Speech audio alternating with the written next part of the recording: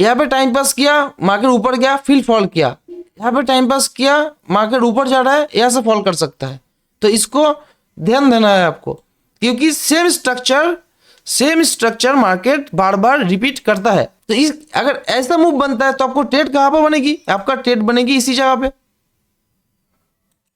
हिसाब से, उसी हिसाब से आपका ट्रेड बनती इसी जगह पे।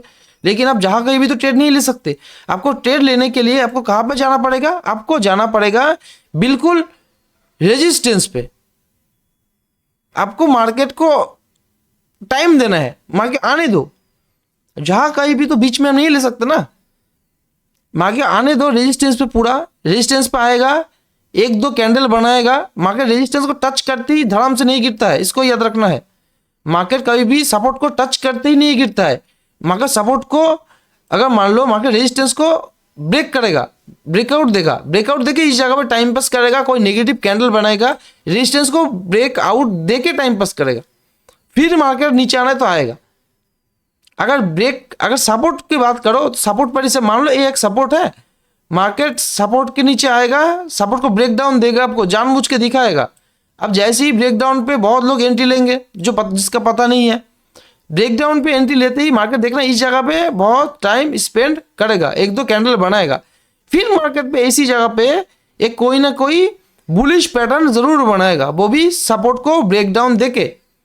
फिर इसी जगह पे आपको क्या सोचना है, मैक्सिमम लोग इस जगह पे डाउन साइड के लिए सोचेंगे, क्योंकि एक तो सपोर्ट का ब्रेकडाउन दिया, दूसरा मार्केट दिखाएगा लोगों को नीचे आ रहा है। लेकिन इसी जगह पे आपको अगेंस्ट सोचना है, उल्टा सोचना है। आप इसी जगह पे एक अप साइड का ट्रेड लेंगे, वो भी कोई बुलिश पैटर्न देख के, साथ में वॉल्यूम देख के, और साथ में ऑप्शन चेन देख के।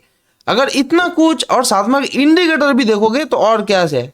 अगर इतना कुछ देख के आप एक ट्रेड लेंगे तो आपका सोचो मार्केट आपको कितने बार ट्रैप करेगा और आप मार्केट को कितनी बार ट्रैप करेंगे, सोचो एक बार। तो नॉलेज, सब कुछ का नॉलेज आपके पास होना ज़रूरी है, सब कुछ का नॉलेज होना ज़रूरी है। थोड़ा सेलिंग आया, ऊपर गया, तो यहाँ से भी लोगों को एंट्री दिला सकता है बाइंग के लिए, फिर मार्केट नीचे गिरेगा। अगर इस जगह पे आप एंट्री कब लोगे? एंट्री लेने के लिए आपको एक तो ऑप्शन चेन देखना ज़रूरी है, दूसरे इंडेक्स को भी देखना ज़रूरी है। जैसे इस जगह पे देखो, निफ्टी बैंक पे भी एक सुंदर सा पैटर्न बना, ये पूरा कैंडल अगर बन जाए तो इसे आप इवनिंग स्टार्ट कहोगे।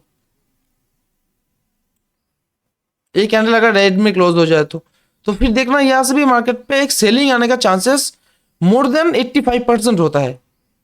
जैसे इसी जगह पे देखो, मार्केट बिल्कुल पूरा रेजिस्टेंस पे है, अभी मार्केट बिल्कुल पूरा रेजिस्टेंस पे है। तो रेजिस्टेंस को क्या किया? रेजिस्टेंस को ब्रेकआउट दिया, रेजिस्टेंस को ब्रेकआउट देके मार्केट इस जगह पे क्या कर रहा है? टाइम पास कर रहा है। इस जगह पे कितने सारे लोग बाइंग के लिए सोचा? बहुत सारे लोग। इस जगह पे मार्केट लोगों को ट्रैप कर रहा है। लेकिन आप स्मार्ट हो, अब क्या सोचोगे? आप सोचोगे मार्केट अगर मैक्सिमम लोग इस ब्रेकआउट पे बाइंग, क्या सोचेगा? अगर इतना सा बाइंग आने के बाद ब्रेकआउट देता है तो सोचो कितना सारा लोग इस रेजिस्टेंस को, ब्रेकआउट के बाद कितने लोग एंटर लेंगे। तो इसी जगह पे आपको क्या सोचना है, क्योंकि मैक्सिमम लोग बाइंग का सोच रहा है, आप सोचेंगे सेलिंग का, क्योंकि मार्केट सेंटीमेंट तो पूरा नेगेटिव है। पिछले मार्केट पे ऐसा स्ट्रक्चर सेम टू सेम बनता हुआ दिखाई दी, जैसा मार्केट पे उठा फिर मार्केट गिर गया। तो यहाँ पे भी मार्केट वो कर सकता है। तो उसके लिए आपको क्या है, आपको ऑप्शन चेन को देखना है, फिर आपको क्या देखना है, आपको वॉल्यूम को देखना है, फिर क्या देखना है, मार्केट पूरा सेंटीमेंट को देखना है, फिर क्या देखना है, फिर आपको जो निफ्टी बैंक है उसको देखना है। तो अगर सारे चीज को एक साथ देख लिया आपने, फिर आपने इस जगह पे एक छोटा सा रिस्क ले लिया, वो भी टारगेट बढ़ा ही रहेगा आपका, लेकिन रिस्क कितना है? रिस्क बिल्कुल छोटा है, क्योंकि मार्केट यहाँ से ऊपर मैक्सिमम टाइम जाएगा ही नहीं, क्योंकि अपर सेट कोई स्टॉप लॉसेस है नहीं मार्केट पे। क्योंकि जो लोग यहाँ से बाइंग की है, लोगों का कितने स्टॉप लॉसेस है एक बार सोचो। तो मार्केट को इनको खाने के लिए आना पड़ेगा नीचे। एंट्री एकदम शार्प एंट्री मिला हम लोगों को, और वो भी टारगेट तक मार्केट आने वाला है 200 पॉइंट।